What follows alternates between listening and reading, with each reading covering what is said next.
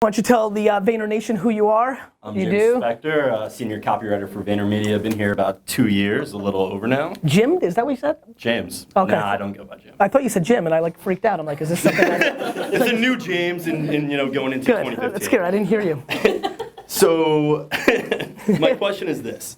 When it comes to new platforms, emerging tech, you've always promoted the idea of being a first mover. Yes. Some brands are usually very receptive to that. When it comes to campaigns, though, some brands tend to focus on the idea of ownability.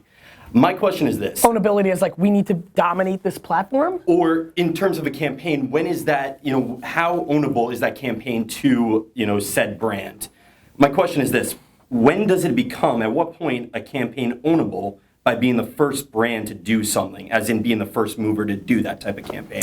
I think we've seen it in our space, right? Oreo kind of took control of like the real-time content, and people keep bringing it up over and over, and here I am 2 years later bringing it up. And so I think you can get first mover advantage in that way. Listen, and this is gonna get me in trouble.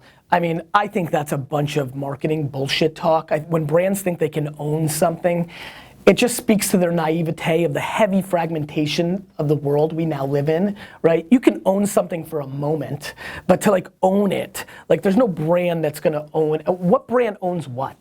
Right? I guess over 30 years of iconic marketing, Nike could own the sports space, but do they? Because last time I checked, Under Armour is growing very quickly, and a million of other things are happening in a world of SoulCycle and CrossFit, and there is no ownable. This is the naivete, the audacity, and just the lack of contextual understanding that brand managers and CMOs in corporate America think that they have the right to be able to own these things. I think here's what you need to do as a brand from an ownable standpoint. Can you at this moment own it, that it matters enough to your customer to make them buy your shit, right? And that's all you could ever ask for. And I think people are way too romantic in marketing and thinking that they're gonna create the Just Do It or the MasterCard priceless, and it's gonna be this thing that they can put on their resume and kind of can live off of for the rest of their lives. To me, it's much more about fragmentation. It's much more about being great at your last at bat every time. I always say, you're only as good as your last at bat, right? This show's doing well.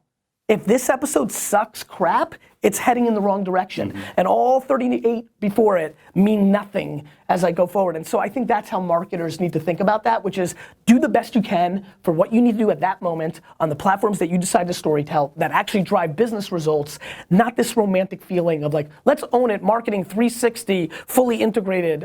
All this jargon. Jargon, James. Thank you. You're welcome. Appreciate it. But don't say that to the client. Obviously. Just kidding. Say it. All right.